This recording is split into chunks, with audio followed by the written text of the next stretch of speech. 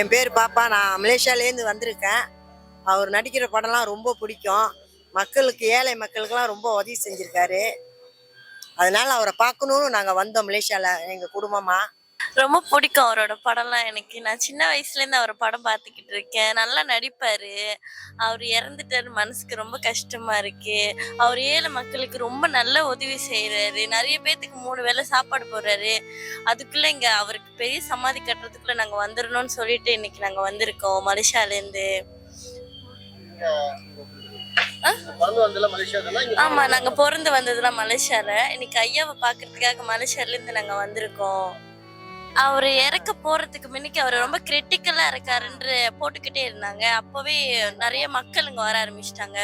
நாங்க உடனே வர முடியாது, ஏன்னா நாங்க மலேசியால இருக்கோம்ல. அதனாலதான் நாங்க இப்போ வந்திருக்கோம் அவரை பாக்குறதுக்கு. அவரோட எல்லாத்தையுமே நாங்க அவரோட பிரேதம் எடுக்கிறதுல இருந்து எல்லாமே யூடியூப்ல நாங்க லைன்ல பாத்துக்கிட்டே தான் இருந்தோம். ரொம்ப மனசுக்கு கஷ்டமா இருந்துச்சு. ஆனா அவருக்கு 3 வேளை, மக்களுக்கு 3 வேளை சாப்பாடு போடுறாங்க. ரொம்ப சந்தோஷமா இருக்கு. இது வரைக்கும் அந்த மாதிரி யாருமே செஞ்சதே இல்லை. அதனால எங்க அம்மா ரொம்ப அடம் பிடிச்சி கண்டிப்பா நாங்க எல்லாருமே இங்க வந்தே ஆகணும் அப்படின்னு சொல்லிட்டு நாங்க வந்திருக்கோம். மலேசியால வந்து நம்ம நட்சத்திரங்களோட நிகழ்ச்சியில பண்ணிருக்காரு. நாங்க நேர்ல அவரை பாக்குற வாய்ப்பு இன்ன வரைக்கும் கிடைக்கல. மலேசியால நிறைய பேத்துக்கு வந்து மன ரொம்ப வேதனை தான். நிறைய பேத்துனால வர முடியல.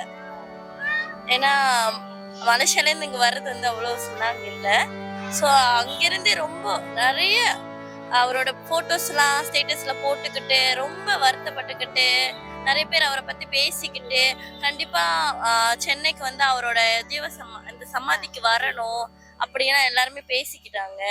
ஆனா எங்களுக்கு அவருக்கு அதுக்கு முன்னுக்கே வர்றதுக்கு வாய்ப்பு கிடைச்சிருக்கு. ஸோ அதனால நாங்க ஃபேமிலியா வந்திருக்கோம்.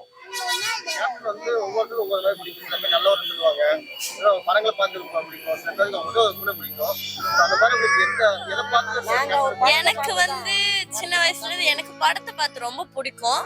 அதுக்கப்புறம் அவரை பத்தி மக்களுங்க சொல்றத வச்சு அவரை பத்தி நிறைய விஷயம் பிடிக்கும். ஸோ அவரும் 3 வேளை சாப்பாடு போடுறது, மக்களுக்காக பேசுறது, அது எல்லாமே எங்களுக்கு ரொம்ப பிடிக்கும்.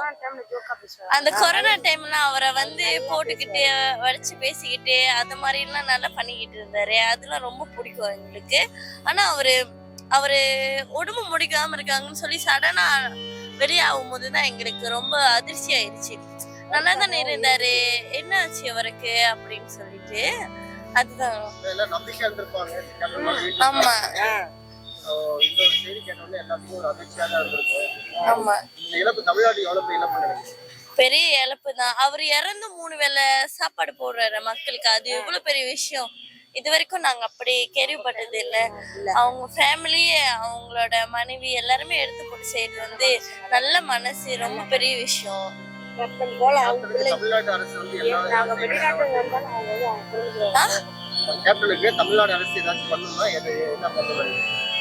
மெரினா போயிடும், இடம் கொடுக்கணும். அவருக்கு வந்து அந்த இடத்துல இடம் கொடுப்பாங்களா? ஜெயலலிதா அந்த இடத்துக்கு இடம் கொடுப்பாங்களா இவருக்கு? நிலவலையும் அவருக்கும் நினைவு சின்னமா ஒரு சிலை வச்சு அவருக்கும் ஒரு கட்டணம். அதான் மெரினா பேயில பெரிய பெரிய பெரிய அவரும் அரசியல் உள்ளவர் தானே. அப்போ மக்கள் உயிரோட இருக்கிறப்ப இன்னைக்கு அவர் இல்லாதப்ப அவரோட இறப்பு என்னன்னு எல்லாத்துக்கும் தெரியுது. ரொம்ப வருத்தமா இருக்கு. நான் பேசுறேன். அவரோட இழப்பு வந்து மக்களுக்கு இப்போதைக்கு தெரியல, இருக்கிற வரைக்கும் தெரியல. இப்போ அவர் இல்லாதப்ப எல்லாம் ரொம்ப கவலைப்படுறாங்க, வருத்தப்படுறாங்க. ஆனா அவர் ஆசைப்பட்ட மாதிரி அவருக்குன்னு ஒரு இடம் கொடுத்து அவரு நல்லா பார்த்திருப்பாரு, இன்னும் நல்லா செஞ்சிருப்பாரு. அவர் கட்சி இன்னும் நல்லா வளர்ந்துருக்கோம். அவங்க ஒய்ஃபும் நல்லா இருக்காங்க, அவங்க பிள்ளைங்களும் நாங்க பார்த்தோம். மக்களா நல்லா பழகுறாங்க. ஏன்னா நிறைய பேர் மலேசியால இருந்து வந்தவங்க பேட்டியும் எடுத்து போட்டிருக்காங்க, நாங்க பார்த்திருக்கோம். ஸோ ஒரு வாய்ப்பு கொடுத்து அவங்க ஃபேமிலியில உள்ளவங்க இந்த கட்சிக்கு வந்தாலும் ஒரு வாய்ப்பு கொடுக்கணும். அவங்க கண்டிப்பா இந்த உதவியை செய்வாங்க.